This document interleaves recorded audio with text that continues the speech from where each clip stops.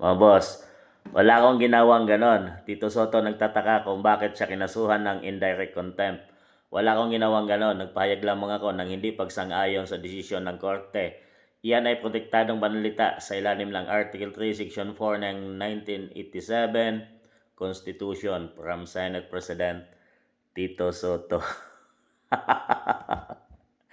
Yung nagagaling-galingan ka mga boss na hindi ka naman abogado at sinasabi mo pang mali ang desisyon ng mga judges doon tungkol sa kanilang unanimous vote para ibasura yung impeachment case na sinampa laban kay BP Inday Sara. Yung nagmamagaling mga boss, talagang galit na galit siya at minaliit niya yung mga husgado doon mga boss na 10 to 20 years o mahigit na nag-aral ng kanilang trabaho at ang mga batas mga boss. Pero siya na hindi abogado ay mas marunong pa siya doon sa mga judges. Talagang sinang-ayunan niya talaga mga boss. Hindi siya sumang-ayon at talagang galit na galit pa siya at minaliit niya yung mga ano doon. At sinampahan siya nitong mga attorneys at abogado mga boss at sinabi nilang yung indirect contempt. Sinabi nilang sobra na yung kanyang pagmamaliit sa Korte Suprema at sinabing hindi na ginagalang ang ating batas sa Pilipinas mga boss. Alam niyo bakit? Kung bakit galit na galit si Tito Soto mga boss? Dahil sa mayroon siyang pakinabang sa pag si BP Inday Sara ang ma-impeach mga boss. So, pag na-impeach ang Vice President, so ang papalit mga boss ayon sa batas ng Pilipinas ay ang Senate President. So, sino ang Senate President? Si Tito Soto, ang kasalukuyang Senate President ngayon. So, kung ma-impeach si BP Inday Sara, ay matupad ni Tito Soto ang kanyang pangarap na maging Vice Presidente ng bansang Pilipinas. Ano mo bakit mga boss?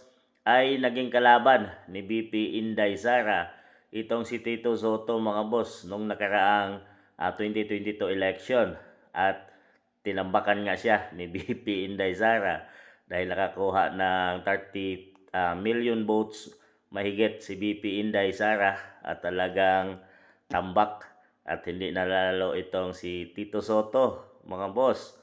Kaya naman kung sakaling ma-impeach si BP Inday ay siya ay magiging Vice President ng bansang Pilipinas at posible pa nga siya maging presidente mga boss kung magkasakit si PBBM dahil sila ay magkaalyado or umalis si PBBM ng ibang bansa para sa kanyang mga meetings ay hahalili si Tito Soto mga boss no bilang anong tawag dyan mga boss pag wala ang presidente ay pwede siyang magiging panandaliang presidente ng Pilipinas dahil sila nga ay magkaalyado ni PBBM.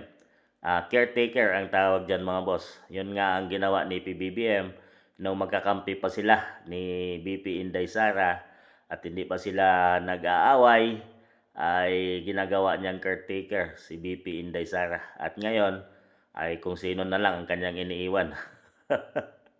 Hindi na ang Vice President ang kanyang iniiwanan bilang caretaker ng Pilipinas pag umalis si PBBM. Eh bakit ngayon tarang takot na si Tito Soto at sinasabing malaya yung kanyang pamamahayag ayon sa Constitution ilalim ng Article 3 Section 4. Parang nararamdaman ni Tito Soto na parang ma-indirect contempt siya mga boss. Yan yung nagagaling-galingan ka pero natatakot ka din naman pala sa maging consequence ng inyong ginawa. Yan ang ating abangan mga boss dahil sinampahan siya ng kaso at ano kaya ang mangyayari dito. So kawawa naman si Senate President Tito Soto na naggagaling-galingan mga boss.